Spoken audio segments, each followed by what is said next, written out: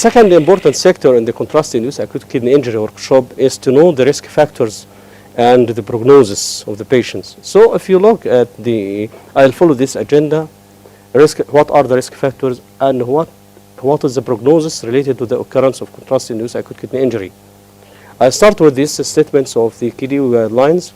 Assess the risk for contrast-induced acute kidney injury, and in particular, screen for pre-existing impairment of kidney function in all patients who are considered for a procedure that require intravascular, either intravenous or intra-arterial administration of iodinated contrast medium.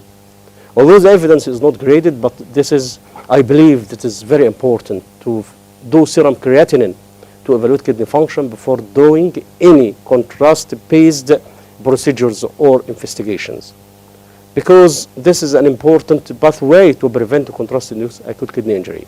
So knowing the risk factor is the first and important step in prevention of contrast-induced acute kidney injury. This is another way to present the risk factors. We can present risk factors either non-modifiable or modifiable risk factors. You can ask me why you present the non-modifiable risk factor. I cannot modify them.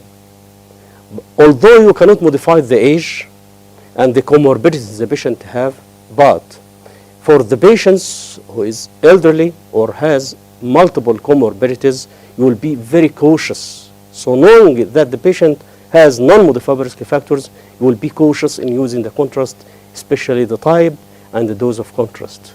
The second important type is the modifiable risk factors. Whenever you know that the volume is modifiable risk factor, so the radiologist should use the least possible dose to have the diagnosis. If you have a time to correct hypotension, anemia, and avoid dehydration as possible before any contrast, if you have a time to correct, it's perfect. And if the patient is maintained on any drugs that has potential nephrotoxic like diuretics or non-steroidal anti-inflammatory drugs, should be stopped before giving the patient contrast. So knowing the risk factor, if the patient has non-modifiable, you should be cautious with this patient. If the patient has modifiable risk factors and you can modify them, please modify them before the contrast. This is the message. Another classification, you can classify the risk factor to major and minor contrast nephropathy risk factors, like major, like pre-existing CKD. And if I say the only major risk factor for contrast-induced acute kidney injury, pre-existing CKD or renal dysfunction, this is perfect. But another important risk factor include diabetes and advanced age. So these are the major risk factors. Minor risk factors include contrast volume. The higher the volume, the higher the risk.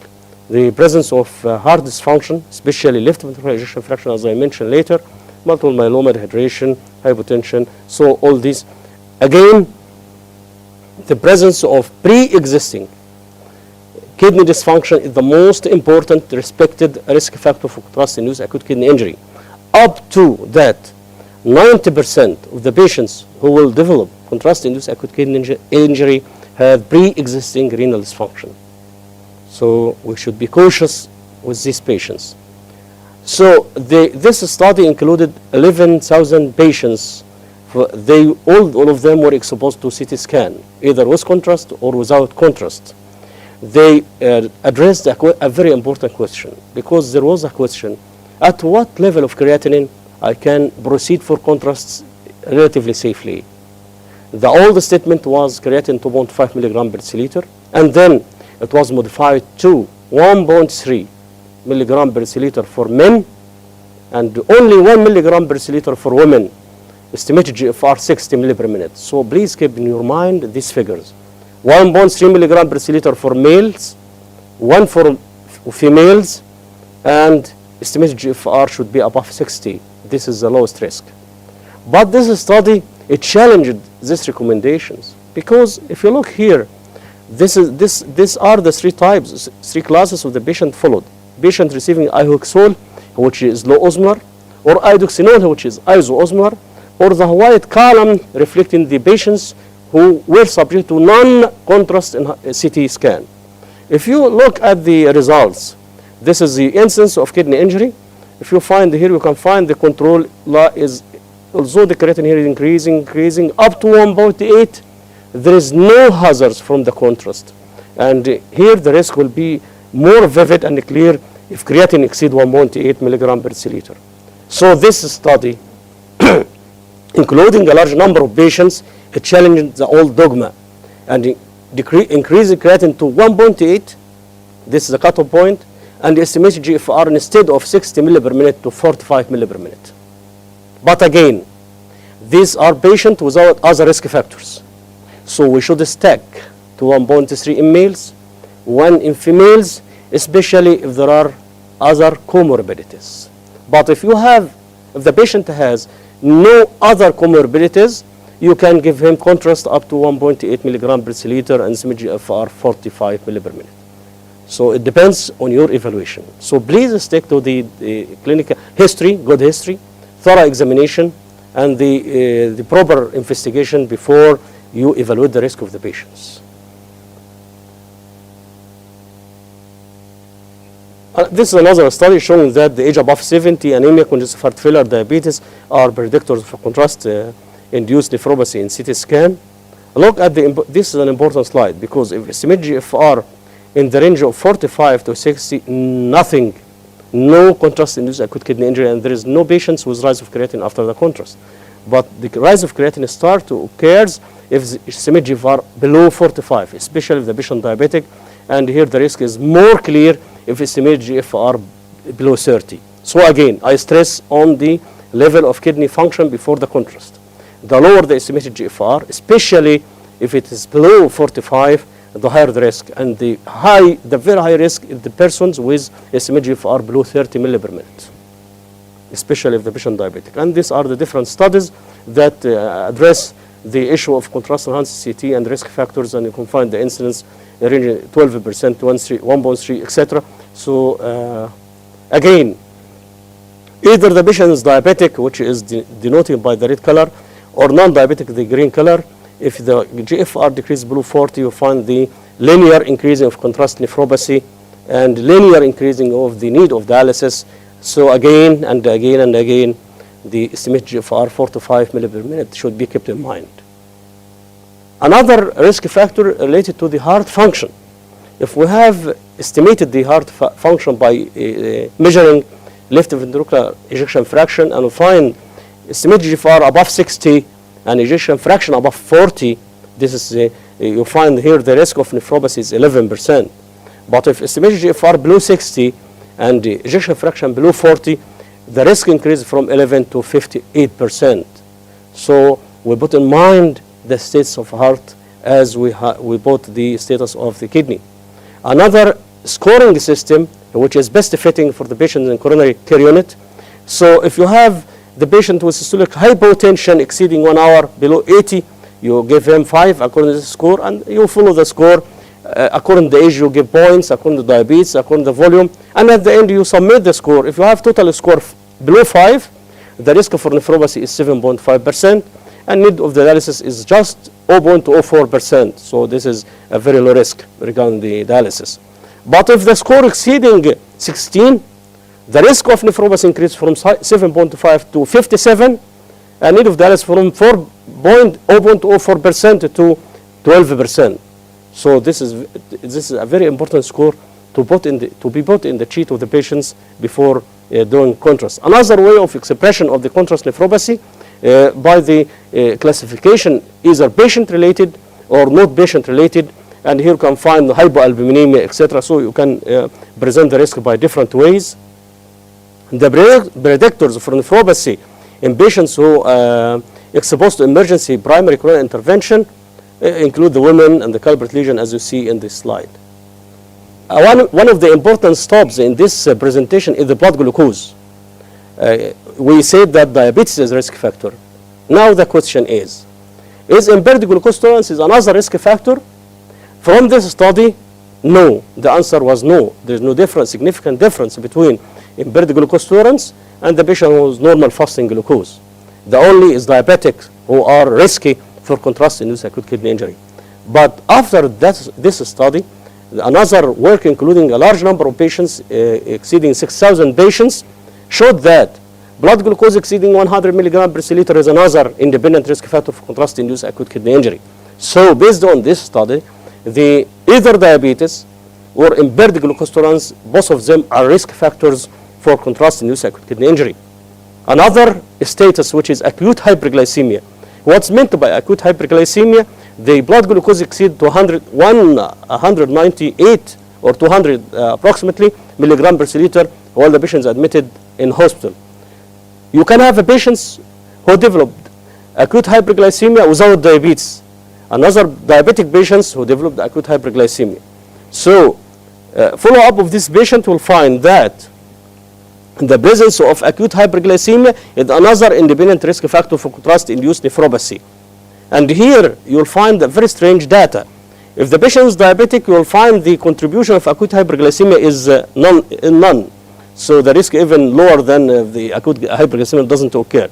But look to this group of the patient. These are non-diabetic patients, and you can find here the acute hyperglycemia is associated significantly with contrast-induced acute kidney injury, either GFR below or above 60. So acute hyperglycemia is another risk factor. So diabetes, impaired glucose tolerance, or acute hyperglycemia, all of them are risk factors for contrast-induced acute kidney injury. One of the important items is metformin. The question is, if you have a patient who is diabetic and treated with metformin, the dogma is to stop metformin 1 day before the contrast and to be resumed 2 days later when you measure creatinine and you find no rise of creatinine. Because the authors or the persons who recommend that were afraid if the patient develop acute kidney injury after the contrast, the patient may develop lactic acidosis because of metformin. This is one item. So the FDA recommends withdrawing metformin on the day of the test and reintroducing it in 2 to 3 days. This is the old dogma. However, systematic review of the current guidelines and their evidence based on risk of lactic acidosis after administration of contrast medium for patients receiving metformin revealed a different data. Here, they found that no clear evidence that persistent the use of metformin is associated with lactic acidosis after the contrast. And they recommend if the patient has normal creatinine before the contrast and there is no other risk factors, don't stop metformin, because if you stop metformin, the patient may be non-compliant with antidiabetic treatment later. So again, if the patient has normal creatinine and no other risk factor, you can continue with metformin. But if the patient has another risk factor, you should stop metformin and stick to the dogma of stopping metformin. This is the first part of the metformin and its relations with lactic acidosis. But the question now, is the use of metformin lead to contrast-induced acute kidney injury? This study showed that in a very nice score system, because the score system use 5 variables. So if the patient has pre-existing renal dysfunction, you give the patient 2. If the patient use metformin, give him 2. So metformin is not just associated with lactic acidosis, but also is another risk factor for contrast nephropathy. Again, if the patient is diabetic, or has impaired glucose tolerance, or develops acute hyperglycemia, or he is treated with metformin, all these are independent risk factors for contrast-induced acute kidney injury, to the extent that they put the score 2 for the patient to receive metformin. And then history of previous percutaneous coronary intervention 1, peripheral artery disease 2, and contrast volume above 301. So the total score of the patient received the maximum score, the total score is 8. Look at the data. If the patient has score 0, the incidence of nephropathy is 3%. But if he has score 4, 85% will develop contrast nephropathy. So this is a very simple score to be considered. Just asking the patient if the patient is diabetic and receiving metformin, if there is any, and measuring creatinine, history of previous, so from the history and assessing the volume of contrast, you can predict the occurrence of nephropathy after that. Another score system which is very nice, because here just we consider 2 points or 2 variables, the age of the patient and serum creatinine. Suppose that you have a patient who is aged 70 years. If the patient is 70 years, you apply on this nomogram, you will find the patient, according to this age, you give him 45 points. And if he has creatinine 3.5, you will give him extra 55. Then you summate 45 because of age and 55 because of the serum creatinine, the total score is 100. And then if you apply to the last point, you'll find him, the patient will develop nephropathy in 30%. So if the patient is aged 70, creatinine 3.5, if you apply in this very nice and simple nomogram, you'll find 30% of the patients will develop nephropathy. Another risk factor is hyperhomocystinemia. As you see here, the homocystinemia is reflected by the black column. The higher the homocysteine, the higher the risk for nephropathy, either the patient diabetic or not, either he has acute coronary syndrome or not, either he has estimated GFR below 60 or not. So hyperhomocystinemia is another risk factor for contrast-induced acute kidney injury. To summarize the risk factors, the high-risk patients, patient with stable creatinine below 25 or 30 milli per minute, or the patient with from 30 to 60 plus other risk factors, as you see here. The moderate risk patient, the patients between 25 or 50, or from 50 to 75 plus other risk factors. So always look at creatinine, estimate GFR, and then look at if there is another risk factor for the patient. But this slide demonstrates patients with very high risk. So we have high risk and very high risk. The patient with the following characteristics are high risk. Patients with severe chronic renal insufficiency, creatinine clearance below 30, so CKD stage 4 is very high risk, or patient with multiple risk factors is very high risk. Patient undergoing emergency PCI is very high risk. Patient combining these 3 characteristics are high risk. So if the patient has only one or the 3 characteristics, that is the patient with high risk. So always look at creatinine and other variables too. This is regarding the identity contrast. What's about gadolinium used in MRI?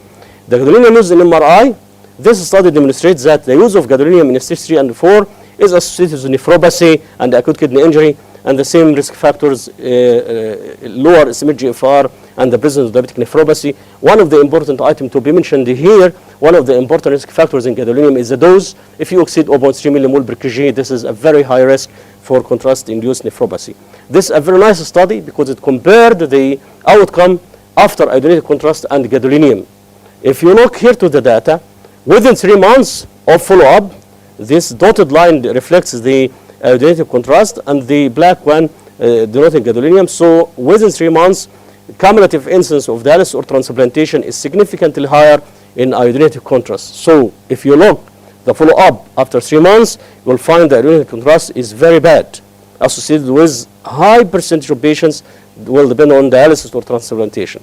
But following both patients to 4 years, no difference between gadolinium or iodinated contrast regarding the incidence of renal replacement therapy or the occurrence of death. So both of them are risky and we should modify. Again, you can discuss with me the changes of creatinine by 0.3 in the Aiken criteria denotes acute renal failure, and yes, because the study showed that if the patient creatinine exceeded 0.3 milligram per deciliter, the mortality is high and survival is less. So here the patients with normal creatinine after the contrast and this patient with 0.3 rise of creatinine, here clearly the study showed rise of creatinine by 0.3 milligram per deciliter reflects very significant derangement of survival. Another risk factor related to the waves of contrast to reflect the prognosis, the occurrence of contrast-induced acute kidney injury is linked with in-hospital mortality and 1 year mortality after BCI. Here, if you look at 1 year mortality increased from 4% to 12%, and 5-year mortality from 12 to 45 in patients for whom you will do a very good job, which is BCI, and this study included more than 7,000 patients. Again, development of contrast nephropathy is linked with poor survival. So again, poor survival, higher costs reflected with higher cost. This is another important study because it included approximately 70,000 patients. They were exposed to either femoral or radial approach to cardiac catheter. Is the use of this type, the approach of cardiac catheter, will be reflected on the outcome of the kidney? This is the question. This study showed that the black column reflects the femoral approach, white one reflects the radial approach. So dialysis is more common in femoral. Estimated GFR is less in femoral. Referral to nephrosis is more in femoral. Composite endpoints is more in femoral. So transfemoral approach based cardiac catheter is associated with higher chronic kidney disease. Why this occurs? There are many speculations. Either the use of the femoral approach will interfere with the aorta, so this may lead to embolization, thromboembolic phenomenon, or the higher bleeding with transfemoral approach, or the lower use of the contrast in the transradial approach. All of these can explain the why there is more side effects with the use of transfemoral approach. Again, also with the use of cystatin, you will find more adverse events again, if the patient needs dialysis, even the risks for the mortality and for the cost is more. If we apply all this presentation on this case, this is a 71-year-old man with type 2 diabetes and hypertension, referred for coronary angiography. His medications include metformin and thiazide. Before the angiogram, his creatinine 1.8 and GFR is 40. What are the risk factors included in these patients? The most important risk factor here is the lower GFR, below 40, followed by diabetes, metformin, use of diuretics. So all these are risk factors. So this patient is very high risk because include multiple risk factors.